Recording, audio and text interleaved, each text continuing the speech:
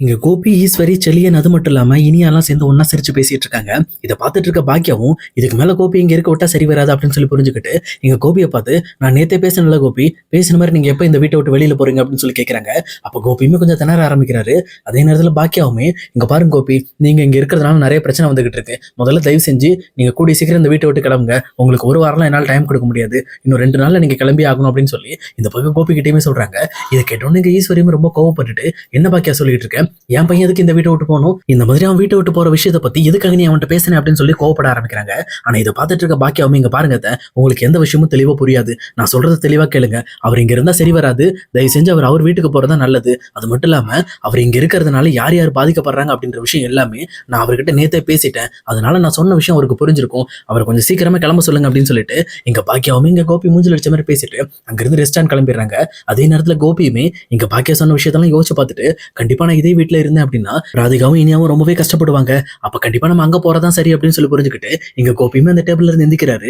எந்திரிச்சு, "அம்மா நான் சரிம்மா, இந்த மாதிரி பாக்கியா சொன்ன மாதிரி நான் இங்க இருந்து கிளம்பிடுறேன். சொல்லப்போனா இப்பவே நான் கிளம்பிடுறேன், கொஞ்சம் நல்லா தானே இருக்கேன்." அப்படின்னு சொல்லிட்டு அவருமே கிளம்ப ட்ரை பண்றாரு. ஆனா இங்க எப்பவும் போல ஈஸ்வரியுமே அங்க இருந்து கிளம்பணும்னு இருக்க கோபியை நிறுத்தி, "இங்க பாரு நில்லு கோபி, இந்த மாதிரி நீ பாக்கியா சொன்னதுக்காகலாம் இந்த வீட்டை விட்டு போத்தாவல்ல. நீ இங்கே இரு. என்னோட கடைசி காலம் வரைக்கும் நீங்க இருக்கணும்ப்பா. நான் உன்னை விட்டு பிரியதான் இனிமேல் எனக்கு எண்ணமே கிடையாது." அப்படின்னு சொல்லி சொல்றாங்க.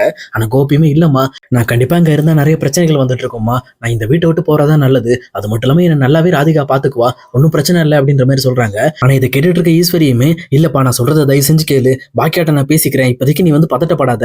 முதல்ல இங்க இருந்து கிளம்பணும்னு நினைக்காத.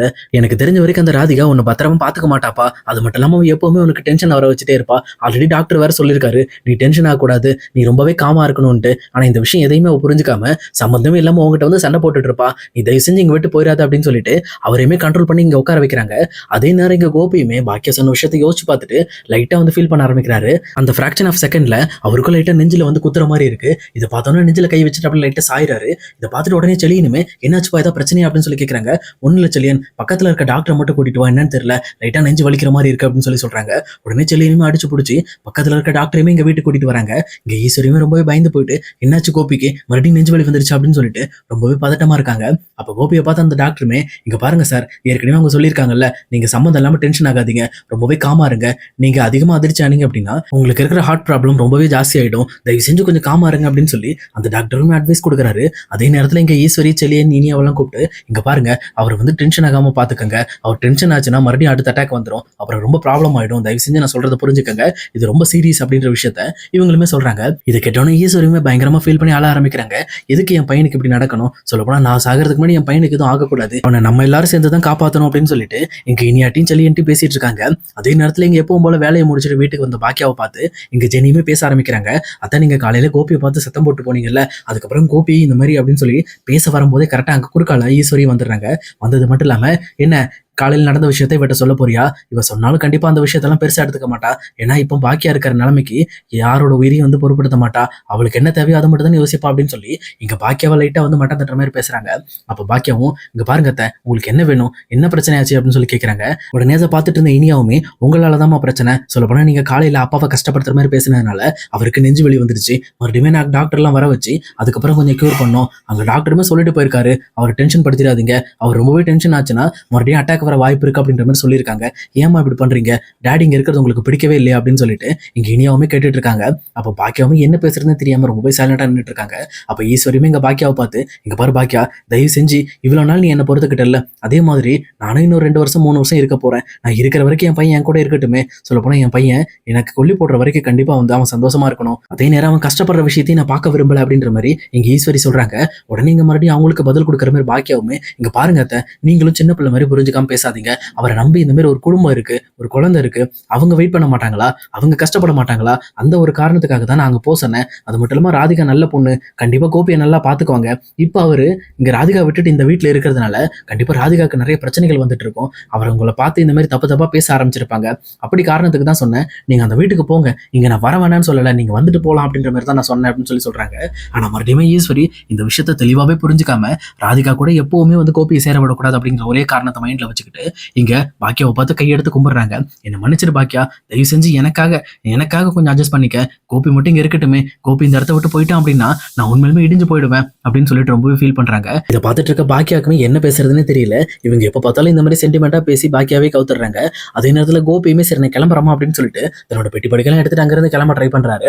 அப்ப அவர் கிளம்பும் போது இங்க ஈஸ்வரி அவங்கள தடுத்து, இங்க பாரு கோபி, நீங்க இருந்து போக வேண்டாம், நான் பாக்கியாட்ட பேசிட்டேன், எந்த ஒரு பிரச்சனையும் கிடையாது, அவங்க நீ இங்கே இருந்துக்கலாம் அப்படின்ற மாதிரி சொல்லிட்டாங்க, அதனால நீ அவசரப்படாத அப்படின்னு சொல்லி கோபிட்ட சொல்றாங்க. ஆனா கோபியுமே இல்லம்மா, நான் எடுத்த முடிவு சரியான முடிவு தான், நாங்க ராதிகாட்ட போய் ஆகணும். சொல்லப்போனா ராதிகாவும் மையவும் என்ன ரொம்பவே மிஸ் பண்ணிட்டு இருப்பாங்க.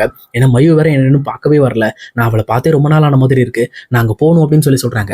ஆனா ஈஸ்வரி இதை எதையுமே புரிஞ்சுக்காம, ஏன் இங்க இருக்கிறவங்களும் அவங்க குழந்தையா தெரியலையா, ஏன் உங்க அம்மாவை விட அவங்க எல்லாம் பெரியவங்க ஆயிட்டாங்களா அப்படின்னு சொல்லி மறுபடியும் எங்க கோபி கிட்ட போராட ஆரம்பிக்கிறாங்க. இதை பார்த்துட்டு இருக்க பாக்கியாவுமே ஈஸ்வரி கிட்ட போயிட்டு, இங்க பாருங்க அத்தை, தயவு செஞ்சு அவரோட முடிவு அவர் எடுக்க விடுங்க, நீங்க குறுக்க வராதீங்க, நீங்க வேணா உங்களுக்கு விருப்பமா இருந்தா அவர் கூட நீங்களும் போயிட்டு வாங்க, ஒன்றும் பிரச்சனை கிடையாது, ஏன் ராதிகா ஏதோ தப்பு சொல்ல போறாங்களா, அப்படி முடியவே முடியாது, கோபி சப்போர்ட் பண்ணாருன்னா கண்டிப்பா நீங்க நினைச்சாலும் அந்த வீட்டுல மறுபடியும் இருக்க முடியும் அப்படின்னு சொல்லி சொல்றாங்க. இது கேட்டோன்னா கோபத்தோட ஈஸ்வரியுமே இங்க பாக்கியாவை பார்த்து, ஏன் பாக்கியா, நான் காலையில உன்ட்ட இப்படி பேசி கடைசியில் அது எந்த ஒரு யூஸுமே இல்லாம ஆயிடுச்சுல, நீ எப்பவும் போல என் பையனை இந்த வீட்டை விட்டு வெளியில அனுப்புறதுக்கு தான் நீ வந்து குறியாவே இருக்க அப்படின்னு சொல்லி சொல்றாங்க. இந்த பக்கம் பாக்கியா இதுக்கு மேல பேசினா நல்லா இருக்காதுன்னு சொல்லிட்டு அவங்களுமே உள்ள போயிடுறாங்க. உடனே இங்க கோபியுமே நான் பொய் ஆகணும் அப்படின்னு சொல்லி சொல்றப்போ யாரை பத்தியுமே யோசிக்காம ஈஸ்வரியுமே மறுபடியும் ஒரு பெட்டி எடுத்துட்டு இங்க ராதிகாவோட வீட்டுக்கு போறதுக்கு கோபியோட தயாராட்டு இருக்காங்க. இதை பார்த்துட்டு இருந்த வீட்டுல இருக்க எல்லாருமே பயங்கரமா ஷாக் ஆகுறாங்க. அதே நேரம் செல்வியுமே, இருக்கட்டு இந்த அம்மா பண்ற வேலைக்கெல்லாம் மறுபடியும் அங்க போய் மாட்டினாதான் புத்தி வரும், எப்பவுமே அக்காவோட எண்ணத்தை புரிஞ்சுக்கிறதே கிடையாது, அவங்க என்ன சொல்ல வராங்க என்ன சொல்றாங்க அப்படின்ற எந்த விஷயம் மனசுல வச்சுக்காம அவங்க பையன் அவங்கள பத்தி மட்டும் ரொம்பவே சுயநலமா யோசிக்கிறாங்கன்னு சொல்லி செல்வியுமே இந்த பக்கம் ஈஸ்வரியா மனசுக்குள்ள திட்டிக்கிட்டு இருக்காங்க. அதே நேரம் இன்னொரு பக்கம் இங்க பாக்கியாவோட வீட்டுக்கு டைரக்டா போலீஸுமே வராங்க. அந்த போலீஸுமே இங்க யார் வீட்டுக்கு ஃபர்ஸ்ட் போயிருப்பாங்கன்னா ராதிகாவோட வீட்டுக்கு தான் போயிருப்பாங்க.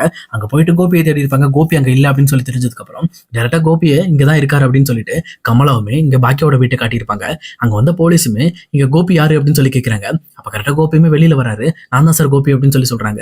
என்ன சார் நீங்க இந்த மாதிரி நீங்க ஜாமீன் வாங்கிட்டு ஸ்டேஷனுக்கு கிட்டத்தட்ட ஒரு வாரமா நீங்க சைன் போட வரல, அதே நேரம் உங்களுக்கு கால் பண்ணாலும் நீங்க காலை வந்து அட்டன் பண்ண மாட்டேன்றீங்க, என்னதான் நினைச்சிட்டு இருக்கீங்க, இதே மாதிரி நீங்க இன்னும் ஒரு நாள் பண்ணீங்க அப்படின்னா உங்களை கைது பண்ற மாதிரி ஆயிடும், முதல்ல வந்து நீங்க ஸ்டேஷன்ல ஆஜராகி உங்க மேல எந்த தப்பு இல்லை அப்படிங்கறத நிரூபிச்சு அதுக்கப்புறம் நீங்க ஜாமீனை கண்டினியூ பண்ணுங்க அப்படின்ற மாதிரி சொல்றாங்க. இதை கேட்டோன்னே இந்த பக்கம் கோபியுமே, சாரி சார் என்ன மன்னிச்சிருங்க, எனக்கு கொஞ்சம் வந்து ஹார்ட்ல ப்ராப்ளம் ஆயிடுச்சு, ஆபரேஷன் பண்ணதுனால என்னால வர முடியாம போயிடுச்சு, நான் வந்துடுறேன் சார், இன்னைக்கு நான் வரேன் அப்படின்னு சொல்லிட்டு இங்க கோபியுமே சொல்றாரு. இதை கேட்ட உடனே இந்த பக்கம் ஈஸ்வரிக்கு மறுபடியும் வந்து பழைய பிரச்சனை ஞாபகம் வந்துருது. உடனே கிச்சன்ல இருக்கிற பாக்கியா கிட்ட போயிட்டு, பாக்கியா அவங்ககிட்ட ஒரு விஷயத்தை நான் பத்தி பேசணும் அப்படின்னு சொல்லி சொல்றாங்க. அப்போ பாக்கியாவும் சொல்லுங்க அப்படின்னு சொல்லி சொல்றப்போ, இங்க பாரு, இந்த மாதிரி கோபி மேல இருக்க கேஸை நீ வாபஸ் வாங்கணும், உண்மை சொல்ல போனா அவனோட நிலைமை என்னன்னு உனக்கு நல்லா தெளிவா தெரியும், அதே நேரம் அவன் இப்ப ரொம்பவே ஷாக் ஆனா அப்படின்னா கண்டிப்பா அவனுக்கு பெரிய பாதிப்பாயிடும், என் பையன் நான் உயிரோடு இருக்கும் போது சாகக்கூடாது, அவனுக்கு எதுவும் ஆகக்கூடாது, அதை எப்படியாவது நீ தான் காப்பாற்றணும், தயவு செஞ்சு எனக்காக இதை பண்ணு, இந்த மாதிரி முடியாதுன்னு மட்டும் மறுத்துறாதுன்னு சொல்லிட்டு மறுபடியும் பாக்கியாட்ட போய் கன்வின்ஸ் பண்ணிட்டு இருக்காங்க. இதெல்லாம் கேட்டுட்டு இருக்க பாக்கியாக்குமே இங்க என்ன பண்றதுன்னே தெரியல, நம்ம என்ன பண்ணாலும் இங்க கோபிக்கு எதிராக எதுவுமே பண்ண முடியல, அவர் பண்ண தப்புக்கு தானே தண்டனை கொடுக்குறோம், நம்ம என்ன வாண்டடாவா கோபியை மாட்டி விட போறோம், ஆனா இப்ப அவர் பண்ண தப்புக்கு தண்டனை கொடுத்தா கூட நம்ம வீட்டுல இருக்கவங்களே நம்மளை புரிஞ்சுக்காம நம்மளே எதுக்குறாங்களே அப்படின்னு சொல்லிட்டு இவங்களுமே எதுவுமே பேச முடியாம ரொம்பவே சைலண்டா நின்றுட்டு இருக்காங்க. அதே நேரத்துல இன்னொரு பக்கம் ராதிகாவுமே, இதுக்கு மேல எங்க கோபியை நம்பி நானும் என் பொண்ணு இங்க இருக்கிறதா விருப்பமே இல்லை, சொல்ல போனா என் பொண்ணோட வாழ்க்கையை இதுக்கு மேல நான் கெடுக்க விரும்பல, ஏன்னா ஆல்ரெடி இங்க மையவுமே கோபியை தேட ஆரம்பிச்சிட்டா, அவர் இங்க இருக்கிறதுனால தானே பிரச்சனை, இதுக்கு மேல பாரு நம்ம இந்த இடத்த விட்டு கிளம்பிடணும், என் பொண்ணை என்னால வளர்த்துக்க முடியும், யாரை நம்பி நான் கிடையாது அப்படின்னு சொல்லிட்டு எங்க ராதிகாவுமே அந்த வீட்டையும் விட்டுட்டு அந்த ஊரையும் விட்டுட்டு வெளியூர் போறதுக்கு அடுத்த பிளான் பண்ணிக்கிட்டு இருக்காங்க. அதே நேரம் இது எதுவுமே தெரியாத கமலாவுமே எப்பவும் போல மாப்பிள்ளையை நம்ம வீட்டுக்கு வர வச்சிடலாம்னு சொல்லிட்டு அவங்களுமே ஒரு திட்டத்தோட வெயிட் பண்ணிட்டு இருக்காங்க.